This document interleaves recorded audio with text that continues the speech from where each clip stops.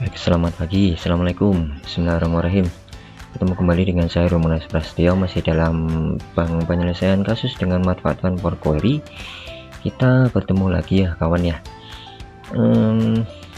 Oh iya, buat kawan yang belum gabung di grup Facebook saya, silahkan gabung di grup Facebook saya dengan nama bantuan makro VB Excel, Power Pivot, Query, dan DAX. Sedikit menyimpang dari Excel pada umumnya karena memang saya buat tutorial terkait Excel ya, dan ya moga aja jika yang punya masalah terkait Excel mau mampir di sini, mau diskusi, silahkan. Jadi buat rekan yang belum gabung, silahkan gabung di grup saya, yaitu di grup Facebook /group/heru.monas ya. Nanti rekan-rekan akan ditampilkan sama grup saya ini. Kali ini saya sudah mempunyai sebuah pertanyaan dari rekan di grup Facebook, walaupun grup Facebook sekolah, tapi sempat juga saya sampaikan di sini ya, di grup Facebook saya, yaitu tentang membuat rekap barang dengan menggunakan Power Query. Dan beberapa hari yang lalu saya sudah membuat video tutorialnya di YouTube ya. Jadi buat rekan-rekan yang mau melihat video di YouTube-nya, silahkan. Ini adalah YouTube-nya, adalah link YouTube-nya. Oh ya, nanti untuk linknya nanti akan saya tuliskan di deskripsi atau di keterangan di bawah video tutorial ini ya rekan-rekan. Jadi silahkan diklik buat yang belum menonton video tutorial kali ini, maksud saya video tutorial yang ini. Oke, kita langsung saja pada permasalahan yang diposting rekan kita, yang pada intinya adalah membuat sebuah rekap barang. Jadi kita kembali ke file awal yang pertama diposting ya. Jadi misal ini saya hapus dulu yang untuk outnya ya. Saya hapus satu row dulu biar nanti untuk praktek saja ya. Oke, rekan kita sudah mempunyai sheet yang bernama saldo awal, dimana ini adalah rekap dari atau rekod dari mungkin saldo awal dari barang yang ada di gudang atau di catatan rekan kita atau apalah. Yang pasti ini logikanya adalah seperti itu, memiliki 3 sheet, yaitu saldo awal, sheet input, dan sheet output, dimana saldo awal ini adalah posisi awal setiap barang, kemudian input ini adalah transaksi yang masuk setelah ada saldo awal, dan output ini adalah transaksi barang keluar setelah ada kegiatan ya mungkin ya. Jadi dipisahkan ke dalam 3 buah sheet, dan dalam satu sheet atau setiap sheet ada tabel yang mewakili seperti ini, dimana struktur dari tabelnya adalah sama, nomor, tanggal, nomor ID, kode barang, nama barang, dan quantity. Di input juga sama, di output juga sama. Jadi sebenarnya kalau kita analogikan yang simpel saja, sebenarnya saldo awal dan in ini adalah bisa kita analogikan adalah sebagai tabel pemasukan atau barang masuk ya, sedangkan out ini adalah tabel barang keluar gitu ya. Oke, yang diinginkan adalah bagaimana cara membuat sebuah satu sheet baru. Misalnya saya membuat sheet baru di sini, saya namai misalnya dengan sheet rekap, dimana rekap nanti ini akan berisi rekapan antara saldo awal ditambah data di saldo data di saldo awal ditambahkan data di sheet input, kemudian dikurangi sheet output, dengan catatan adalah sheet rekap ini adalah total dari saldo awal plus input dikurangi output dengan nomor ID yang sama. Jadi asumsinya adalah nomor ID ini adalah ID transaksi, di mana kode barang, nama barang, dan kuantitinya akan selalu sama dengan yang ada di nomor ID yang ada di input ataupun saldo awal. Jadi semisal di inputnya di sini nomor 10 adalah kode barangnya B7 dan mie instan diambil 35, maka di output pun akan seperti itu. Jadi sama persis. Ini adalah ID transaksi ya. Bagaimanakah cara membuatnya? Untuk tutorial yang lalu saya sudah membuat dengan memanfaatkan Power Query, dan mungkin buat rekan yang memposting permasalahan ini kemarin mungkin kurang mewakili apa yang dimaui ya, apa yang dibutuhkan. karena memang saya hanya mengcover apa yang rekan kita ini tanyakan saja, dan saya nggak akan mengcover asumsi atau agregasi-agregasi yang mungkin terjadi di transaksi sebuah inventaris seperti itu, in dan out seperti itu. Jadi mau kuantitinya berapa saya nggak akan mengcover, karena emang di sini sifatnya belajar ya, bukan membuatkan sebuah aplikasi jadi. Jadi saya hanya menjawab apa yang ditanyakan, dan yang ditanyakan itu harapannya bisa dipraktekkan dan dipelajari rekan kita yang memiliki kasusnya. Ya, kita balik lagi ke kasus. Buat rekan-rekan yang kemarin sudah menonton video tutorial yang ini, mungkin sudah mengenal sedikit tentang Power Query. Buat yang belum, tidak masalah, akan saya ulang dari awal untuk langkah-langkahnya ya. Baik, kita langsung saja ke Power Query. Yang pertama, mungkin ini saya hapus dulu untuk query yang sudah saya buat, agar rekan-rekan bisa membuat atau mengikuti langkah-langkah yang ada di tutorial ini dengan baik ya, dari nol ya, dari awal. Jadi saya hapus dulu nih, saya delete, nanti kita buat lagi, tenang saja. Oke. Oh ya, untuk informasi tambahan, saya menggunakan Office 365 dan tampilannya adalah seperti ini ya, terutama untuk get and transform data di tab data di sini adalah seperti ini. Mungkin buat rekan-rekan nanti yang memanfaatkan Excel 2013, 2016 atau mungkin bahkan 2019, tampilan view-nya akan sedikit berbeda kan, tapi logik yang ada di belakangnya adalah sama. Jika rekan-rekan klik pada tab data, kemudian cari get and transform data, rekan-rekan akan menemukan fasilitas seperti ini ya. Mirip-mirip saja, mungkin tampilannya berbeda karena mungkin ada yang disembunyikan di bagian get data di sini, atau show query-nya diganti dengan queries and connection seperti ini. Jadi intinya di explore saja untuk tab get and transform data di sini serta queries and connection di sini ya. Oke, kita langsung saja tanpa perpanjang lebar terkait hal yang lain dulu. Pertama, kita harus masukkan 3 tabel ini, saldo awal, input dan output, ke dalam Power Query kita. Caranya gimana?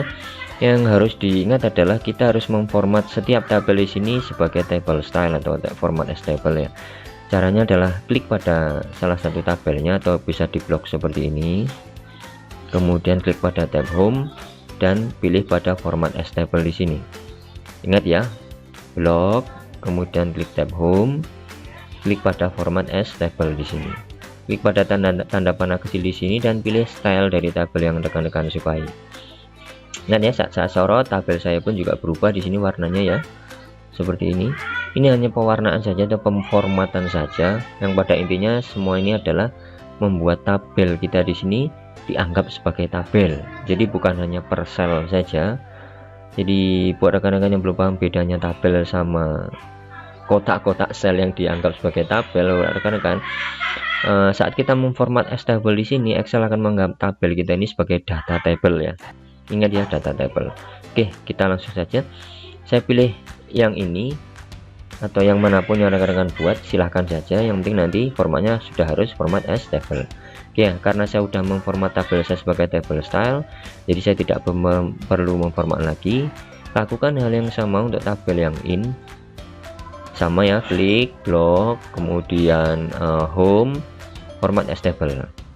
Hal yang sama juga di tabel out. Klik blok, kemudian tab home, format as table. Oke, jika sudah di format as table, kita kembali kepada saldo awal sini, kemudian klik pada salah satu tabelnya seperti ini, klik pada tab data, klik pada get data boleh, atau jika lebih simpelnya pada from tabel or range di sini ya. Ini ya, klik pada from table atau range di sini. Saya klik, kita akan dibawa pada jendela Power Query. Ini adalah nama dari tabel kita tadi, yaitu saldo awal atau sheetnya ya. Mungkin rekan-rekan yang belum menamai tabelnya, tampilnya di sini adalah tabel 1 atau tabel 2 atau sebagainya. Jadi untuk menamai ini kita back dulu ya, kita close, kita discard dulu. Untuk menamai tabelnya, kita klik pada salah satu tabelnya, klik pada tab design ya, tab design, kemudian pada properties di sini namai pada tabel name-nya di sini saldo awal, tekan enter. Demikian juga untuk in, klik tab design, kemudian tabelnya dinamai dengan in. Out-nya juga begitu, klik tab design, kemudian out. Ya, jelas ya. Sudah itu kita kembali ke saldo awal, klik pada salah satu tabelnya, klik pada tab data, pilih pada get and transform, pilih pada tabel orange. Oke, kita akan memiliki nama tabel yang sama, yaitu saldo awal. Oke, kita close and load saja. Klik pada tab home, close and load, pilih pada drop down-nya, pilih close and load to. Kita pilih pada only create connection dulu, only create connection, kita klik OK. Oke, sudah selesai. Kita lakukan hal sama pada in, klik salah satu tabelnya, kemudian tab data, from table orange, pastikan namanya sudah sama ya, tabel in, klik pada tab home, kemudian klik pada close and load to. Kita pilih pada only create connection, klik OK. Klik pada out juga ya, salah satu tabelnya kita klik, tab data, tabel orange, kemudian kita pilih close and load, kemudian close and load to, pilih pada only create connection, kita klik OK. Oke ya, kita sudah mempunyai 3 buah tabel dengan connectionnya ya, hanya 3 connection. Sekarang kita klik pada salah satu tabelnya, misalnya tabel in atau saldo awal boleh, yang mana aja di antara 2 di sini. Kita buat gabungan dari 2 tabel ini, klik kanan, edit, kita akan dibawa pada jendela Power Query. Kita klik pada tab home, kemudian klik pada combine, klik pada open queries as new. Oke, klik pada two tables, kita gabung pada tabel to append to the primary table. Kita pilih pada drop down-nya, kita pilih pada in, kita klik OK. Nah, kita akan mempunyai sebuah tabel baru dengan nama append 1. Kita namai dengan kita ganti namanya di sini, kita ganti dengan tabel pemasukan ya, tekan enter. Oke, setelah ada tabel pemasukan, kita klik pada tab home, close and load to, only create connection lagi, kita klik OK. Nah, kita klik pada tabel pemasukan lagi ya, di sini pada only create connection. Oh ya, jika jendela ini tidak muncul buat rekan-rekan, jika memang jendela ini hilang seperti ini ya, nah seperti ini hilang, rekan-rekan tidak usah bingung bagaimana cara menampilkannya. Klik pada tab data, kemudian pada queries and connection, kita klik ya. Jendela ini akan kembali pada navigation query-nya. Untuk langkah berikutnya adalah kita klik pada tabel pemasukan ya, kita klik kanan, kemudian klik edit. Oke, kita klik pada tab home, kemudian klik pada combine, klik pada merge query, klik pada tanda panah kecil di sini, kemudian queries as new. Oke, kemudian ini adalah tabel yang mau kita gabungkan, kita tambahkan tabel yang mau kita gabung. Kita klik pada drop down di sini, kemudian kita pilih tabel out. Oke ya.